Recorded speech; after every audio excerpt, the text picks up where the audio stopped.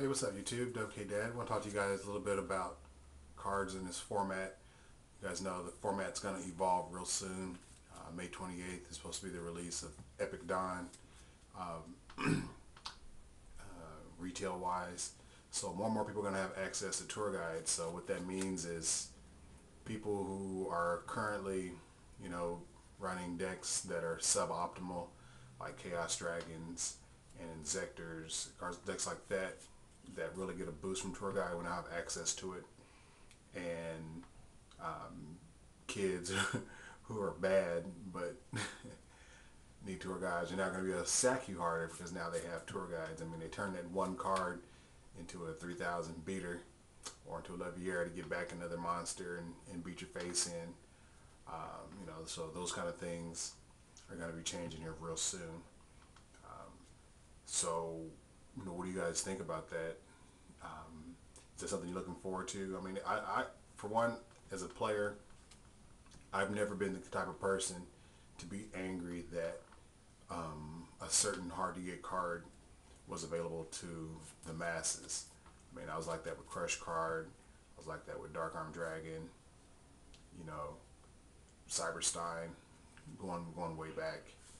When it was widely available, I'm like, yeah, you're gonna get sacked. You guys always been sacky, but generally, the better player is gonna come out on top. Generally, so it doesn't matter if a bunch of bad players have really good cards.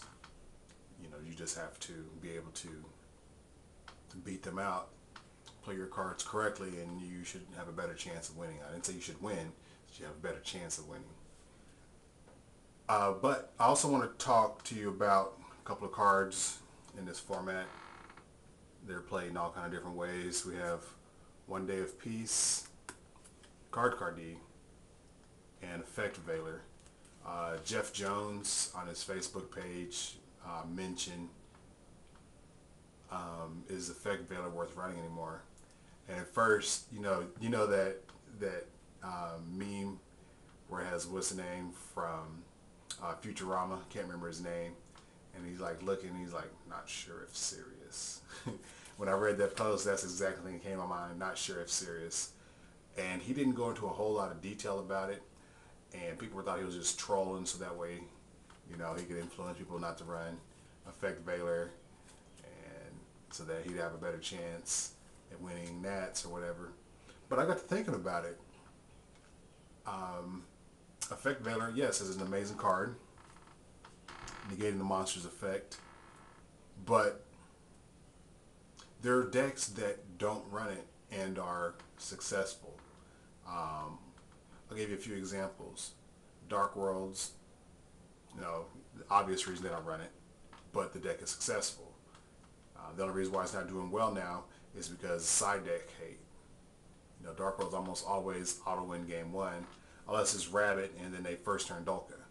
But if they don't first turn Dolka, then it's an auto-win for Dark Worlds. Six Samurai, especially now that they've gotten their new Exceed, to make all their dudes really huge. The deck has stupid OTK power. They don't need to run Effect Veiler. And then Bubble Beat. Rodrigo Tagores just won a pretty decent sized regional with Bubble Beat, and he cited their Effect Veiler. He ran the standard 7 monsters, 3 alias, 3 Bubble Man, and Stratos with a shitload of monster hate. And on my Facebook page, I said, is Effect Veiler really needed if you run a deck that is hyper aggressive? Bubble Beat, hyper aggressive. You just clear their field. Stratos, Bubble Man, Reborn, Stratos, Bubble Man, Blade Armor, beat phase, good game. And then 6 Samurais, summon asceticism, summon, with Gateway on board, then you got your damn the card, their draw card, whatever it's called, and you're just blah blah blah slapping cards and just blah pushing for game. They don't. I mean, those decks are hyper aggressive, and in that, you with a deck like that, you don't care what your opponent's gonna do, because the next turn you're just gonna shit on them anyway. Trishula's banned, so the only thing you're afraid of is what? Them possibly OTKing you. But You know, what about all those times where you don't draw the Veiler? You know, that's 3 spots for people who generally run 3 Veiler that you can use for more defense or more cards to further your strategy. You know, I'm not advocating not running Veiler. I'm just looking at it from another way. So, you know, think about that. Another card, One Day of Peace. What do you think about running that as a generic draw card? People are telling me that, you know, you're giving your opponent a +1, but I have to tell you, on Dueling Network, I was playing it late one evening, and I was playing some people from, where are they from? From Asia somewhere. And I tell you what, I lost a die roll. Dude goes upstart, One Day of Peace. I'm like, what the fuck is he playing? Card D, draw 2, pass. Well, he set 2 cards, card D, and then pass. So I did my shenanigans, whatever, you know, set up strike bouncer, 1 set card, and then pass turn.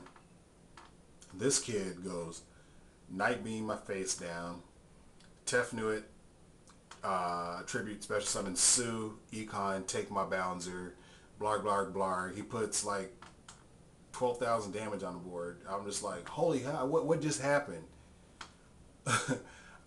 And the point of it is, yeah, you give your opponent the +1, but they can't OTK you the next turn. You get to dig deeper in your deck, 1 more card. Yeah, they get a card, but what can they do with it? And then especially if you're running, you know, removal. You know, you 1 Day of Peace, okay, I get the +1. Who cares? I can't win next turn because I can't do any damage. You know, unless you're playing Exodia, you gave him the last piece of Exodia.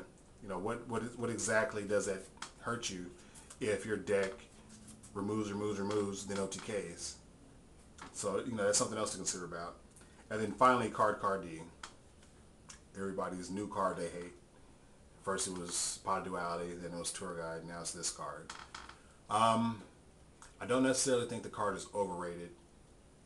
And I find it awfully funny when speaking to people is that they side this card out game 2 and 3. Because they say it's too slow. And I'm like, wow, too slow. And, you know, and even I found that it was kind of slow because when you draw it and your opponent is set up, it's like, do I want to draw 2 cards or do I want to counter push?